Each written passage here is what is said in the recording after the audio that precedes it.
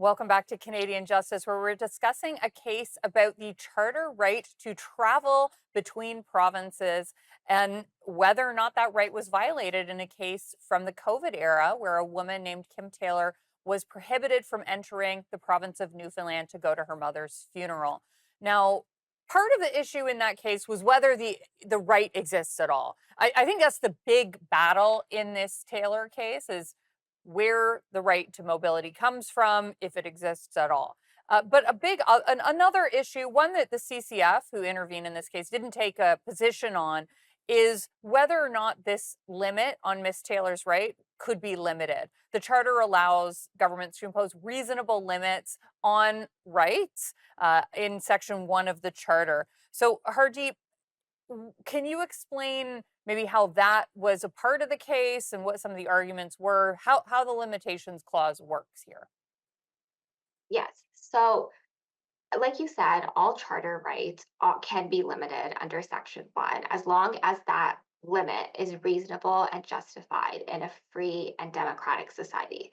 So, even if the special measures order it's found if it infringed Section 6, Ms. Taylor's right to enter the province, the court may still uphold that legislation.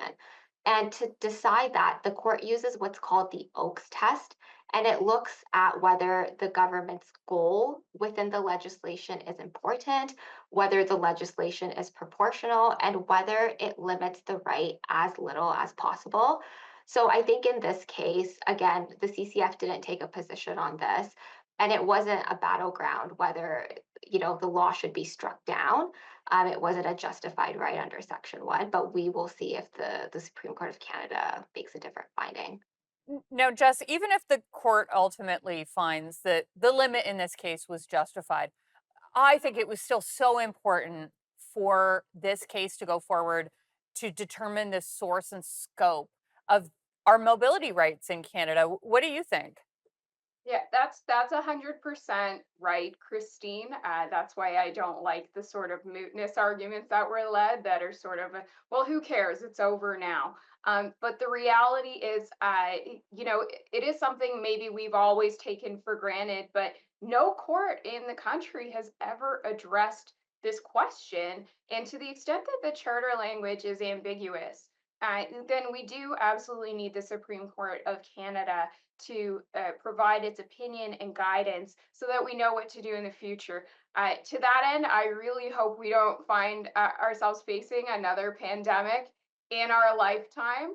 But I don't know what I'd do if we do, but if some sort of emergency arises, even if there is no emergency, the court needs to say, this is what this section means, and this is how to interpret it.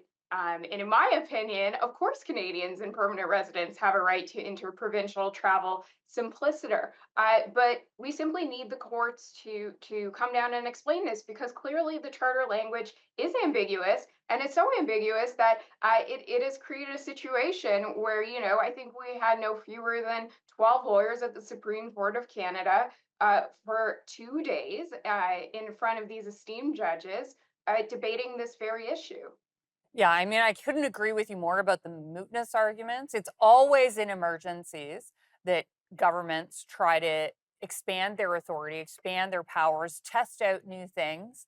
And emergencies, by their very nature, are temporary, they're short lived. So if governments can expand their powers during emergency powers and then retain those sort of new interpretations of the law and evade judicial scrutiny because they say, oh, the case is moot, the emergency's over, then we're left with a very dire situation for civil liberties indeed. Jess, just very briefly, there were a number of other governments that intervened in this case, but not all of them agreed with the position of Newfoundland. Can you tell me just briefly who took exception to Newfoundland's argument? So quite shockingly, another East Coast province, PEI did not agree. They sided with the CCLA's argument that we talked about the French interpretation. And more importantly, they discussed how important national unity is and Mhm. interprovincial to PEI. Well, Hardeep, Jess, thank you so much for your advocacy on this case. It's a really fascinating one. Thanks, Christine. Christine. We've heard today about the story of Kim Taylor, who was initially prevented from entering Newfoundland to attend her mother's funeral during the COVID-19 pandemic. Do we have the right to travel within Canada? You be the judge. Thanks for watching, and remember, a freer Canada starts with you.